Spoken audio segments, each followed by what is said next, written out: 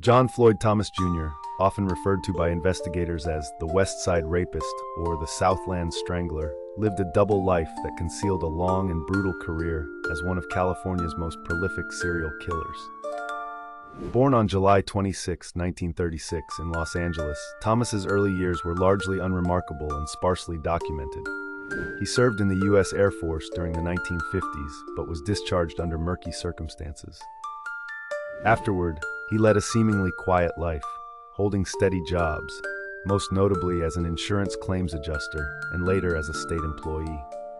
Beneath this exterior of normalcy, however, lay a predatory nature that would terrorize parts of Southern California for decades.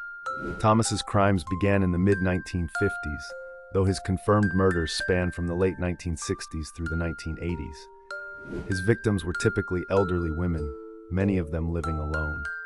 His modus operandi involved breaking into their homes at night, sexually assaulting them, and then strangling them to death, often using a pillow or their own clothing. The brutality of the acts shocked communities across Los Angeles, from the mid-city area to Inglewood and Pasadena. For years, police struggled to connect the crimes. Advances in forensic science finally cracked the case decades later. In 2009, DNA evidence linked John Floyd Thomas Jr. to multiple cold cases that had been dormant for over 30 years. His genetic profile tied him to a series of murders, sharing similar patterns of sexual assault and strangulation.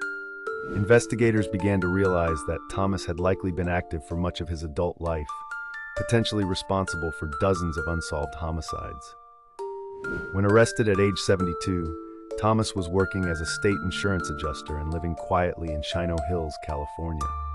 Those who knew him described him as polite, intelligent, and reserved, an image starkly at odds with the monstrous violence he had committed. In 2011, Thomas pleaded no contest to 7 counts of first-degree murder, receiving multiple life sentences without the possibility of parole. Authorities believe his actual victim count may exceed 30, making him one of the most prolific serial killers in California's history. John Floyd Thomas Jr. died in prison in 2023 at the age of 86. His case stands as a chilling example of how a predator can hide in plain sight for decades, evading justice through patience, cunning, and the limits of forensic technology available at the time.